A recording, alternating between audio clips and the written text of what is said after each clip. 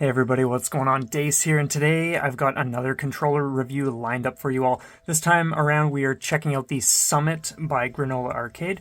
I was initially going to review the Raindrop and Trail Mix, but when Mike and I started talking, we decided to focus entirely on the newer model as the other two were phasing out. I want to thank Mike for providing me with this stellar all-button controller, and I'm excited to share my thoughts with everyone here. So if you've just reached the summit after a long hike and need a granola to sink your teeth into, stick around because we're getting into all the mouth-watering details. With that out of the way, let's jump right in.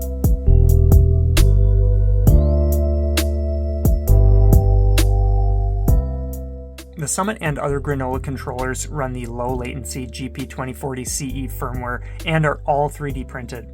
We've got an 18-button layout consisting of 4 menu buttons along the top left, our 4 direction buttons, 1, 2, 3, 4, 8 standard face buttons, these ones here, and then L3 and R3.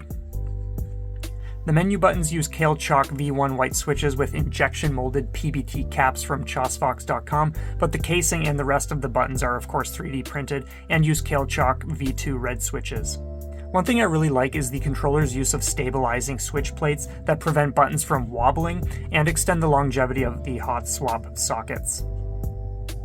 Additionally, the menu buttons have a snappy click, which is always nice to hear.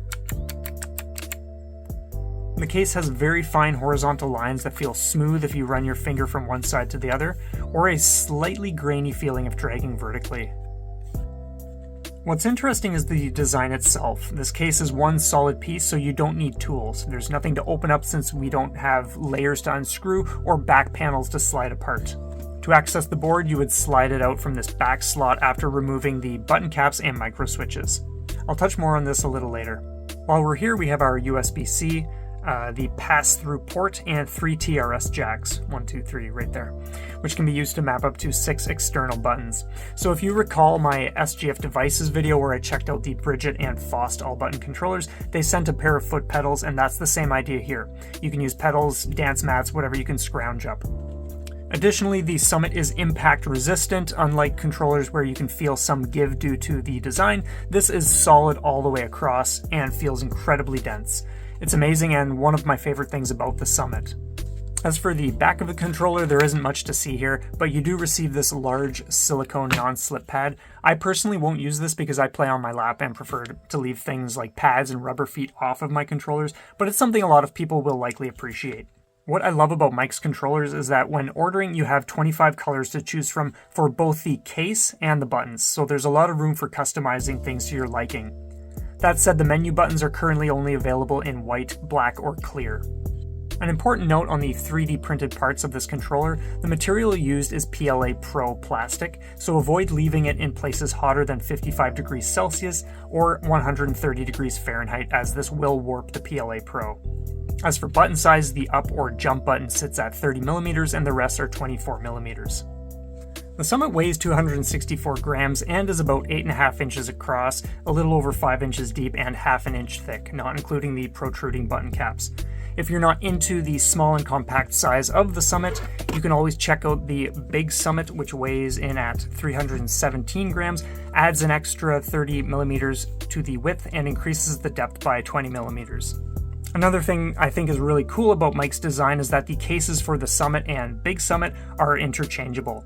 I didn't realize this initially, so after the fact I ordered a Big Summit shell, a second regular shell to switch things up from my original purple one, and some different button caps. Mike surprised me by including an entire board already installed, so the Big Summit was good to go right out of the box. So another huge thanks for that, I really appreciate it.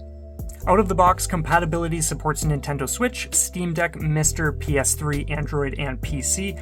Using a pass-through device or USB converter opens things up to PS4, PS5, Xbox, Xbox One, and Xbox Series.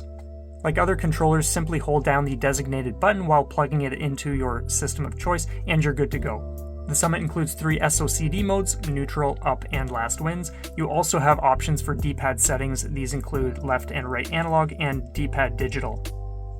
Now let's talk about how the Summit plays and feels. We'll start with the original Summit and then see how the Big Summit compares.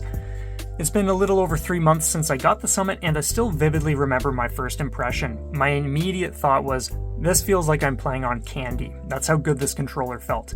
The unwavering density, the combination of textures, the soft sound of the buttons, and the tight and responsive control when playing, everything about the Summit was brimming with quality. It offers a level of comfort further boosted by the rounded edges, and is another controller I'm genuinely impressed with. Performance on the Summit has been awesome from the moment I first plugged it in, and I haven't encountered any problems whatsoever. The Big Summit is another absolute winner in my books. I haven't had it for nearly as long, and have certainly used it less, but so far it's essentially the same controller, just a little bigger and slightly heavier. All in all, it plays beautifully and feels fantastic, and I've got no complaints. Now let's get into the PCB removal and insertion process. I want to briefly share my experience doing this and a few things Mike mentioned. I have very limited experience handling circuit boards, so removing one from a controller like this was accompanied by a level of uncertainty as to the safest approach. The board has an incredibly snug fit, so you can't simply remove the button caps and switches and expect the PCB to fall out or anything like that.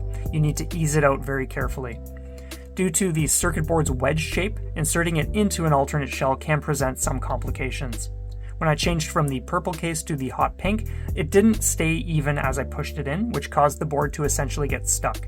That left me wondering, do I forcibly pull it out or force the whole thing down and trust that nothing gets damaged? I was eventually able to ease things down, and then after playtesting, I realized I needed to push just a little bit more so that all the buttons would fit precisely where they needed to be.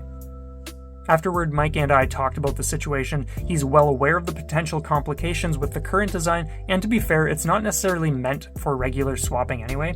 Plus, if you're buying a complete controller outright with no intention of swapping, you never need to worry about this. That said, his top priority for the next version is an easier disassembly process, and the more than likely return to a standard PCB shape. For now, the advice is to insert the board slowly and carefully, immediately pulling it back if you sense it's starting to get stuck.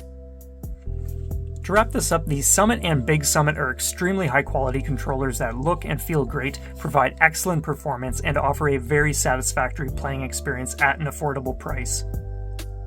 The Summit costs 140 Canadian or about 100 USD, and the Big Summit costs 154 Canadian or about 112 USD at the time of this recording.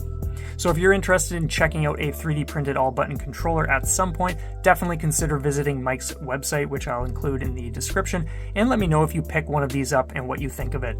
Again, a huge thanks to Mike for everything he provided and helped with. I trust this review does justice to the products, is helpful to those watching, and can generate some excitement for what Granola Arcade rolls out next. Thanks so much for watching, and we'll see you next time.